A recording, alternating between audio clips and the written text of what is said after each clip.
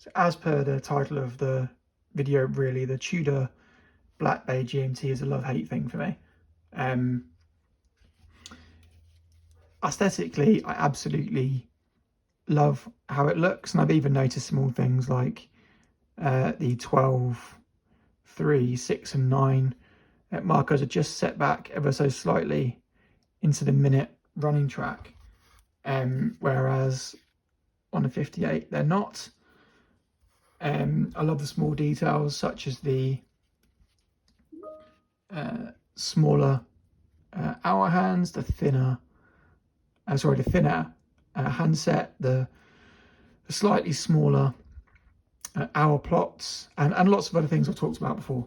I do think they've done a good job of trying to make the case look thinner by putting in, and yeah, you can see that's a dink, by putting in the chamfer on the bottom. That does help. But there's no getting away from the fact that as I transition between this watch and either of those other three, it's just quite big. It actually fits my wrist very well. I've got quite a big wrist. I've got a 7-inch wrist, and you can see there's plenty of real estate at the top and bottom of my wrist. It's 50 millimeters lug to lug, and I absolutely love how it looks. Like, I actually do prefer this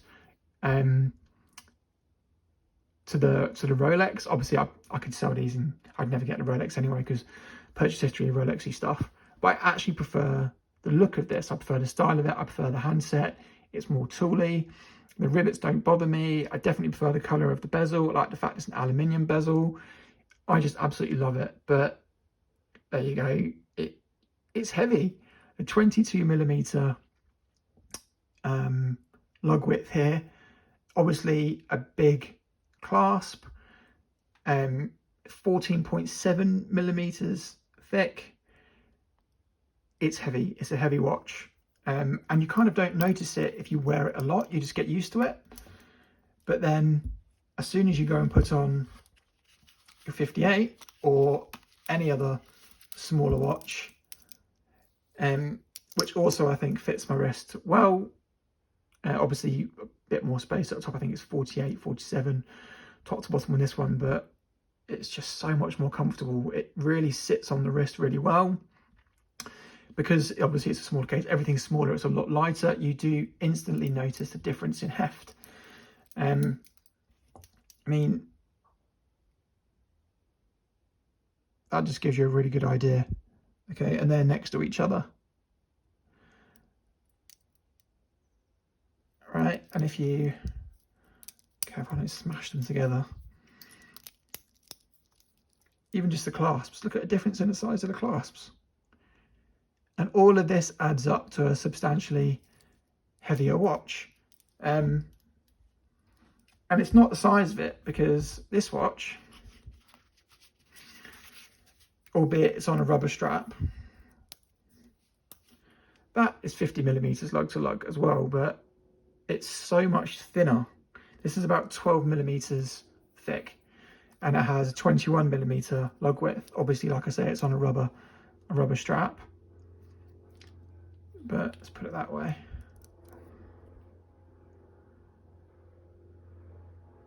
It's a lot thinner, so it wears a lot more comfortably on my wrist. I don't know.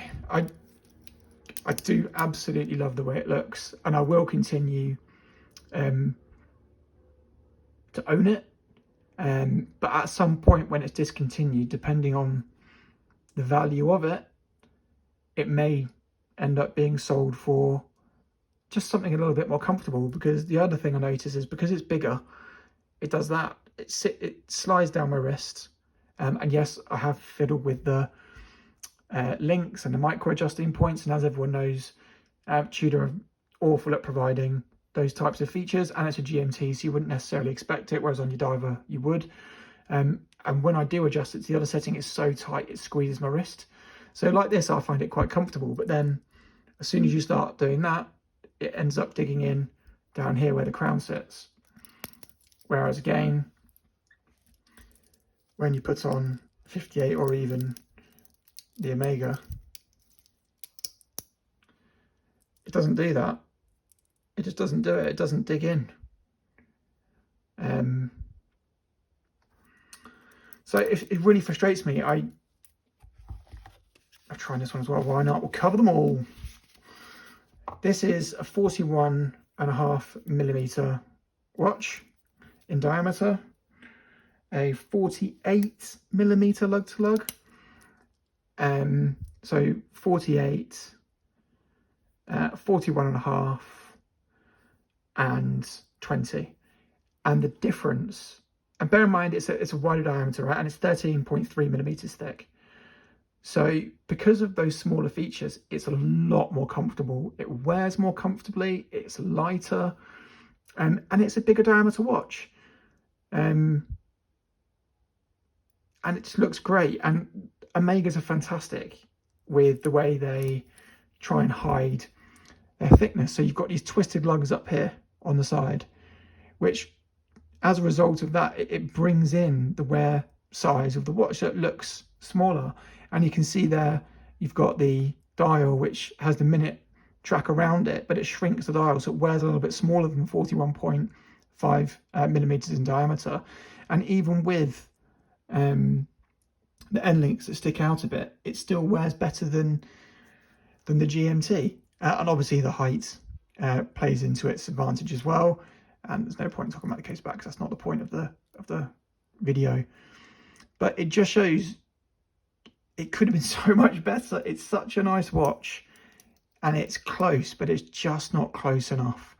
I absolutely love the way it looks. I love the GMT function. I love the accuracy.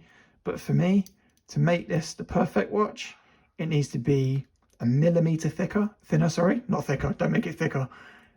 So roughly 13.5 millimeters thick, and it needs to be a 21 or a 20 millimeter bracelet. And I get it, that puts it within touching distance of the Rolex GMT, but the reason so many people buy this watch and then sell it is just because of the sheer weight. It's a heavy watch. In fact, I'm going to go and get some scales and put them all on the scales, and we'll see what the differences are. But this, for me, is absolutely perfect. Other than the clasp, and when a T-fit clasp comes out on steel, which I think it will, I'll absolutely be buying that. I'll be buying that straight away. And then for me, this will actually be a perfect watch. I adore this watch. And I love this watch, but the problem is if I sell it, 2.5 grand, maybe 267 if I'm lucky, what do you replace it with? There's nothing that looks this good for that kind of money. So for me, it really is a bit of a waiting game until I discontinue it. See what the values do, and then see if I want to sell it or not. And by then, maybe my opinion's changed. I don't know. I had a good chat with this with a friend who's got a Rolex Explorer, and he's gone from a 58, and then whenever he puts on his Explorer, he finds it a bit overbearing as well. And it's all personal taste, right? Like I say, when you put it on, it looks absolutely fine. My wrist can more than take it. It's not ridiculously heavy. It's just compared to the other watches. So when you're swapping, you do really feel the difference. It's not going anywhere for now because, like I said, there's nothing to replace it with. But let's get it on the scales and see how fat she is. So yeah, let's see how fat it is. Okay, so let's see how we go. So this is the Black Bay 58. So 133 grams. Let's do the 149. Oh, 149 grams for the Omega. It's on a rubber strap, so that's going to be very light. And yeah, the comfort really helps with that. So leather strap helps with the comfort. So let's check it out. 175 grams. And that's compared to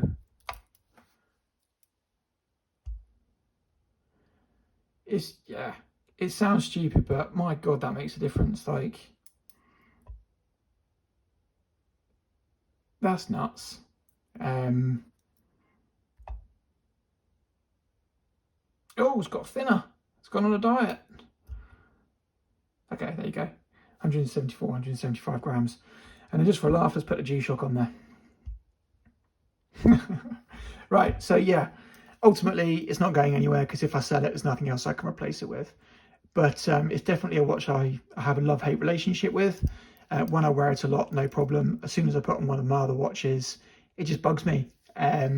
Just how heavy it is. It's so close to being an absolutely incredible watch, but it's a millimetre here and there makes a massive difference, a huge difference, as that's just shown in terms of where it ends up coming on the scales.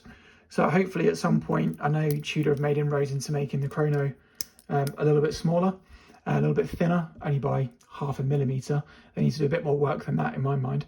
And hopefully I know lots of people are waiting for a 58 GMT, and I can tell you straight away, if that happens, I can't see it happening personally, because if it does, every single 41 GMT, pretty much, obviously there are some people that will still prefer the larger size, but many will hit the market. So I can't see a 58 GMT coming.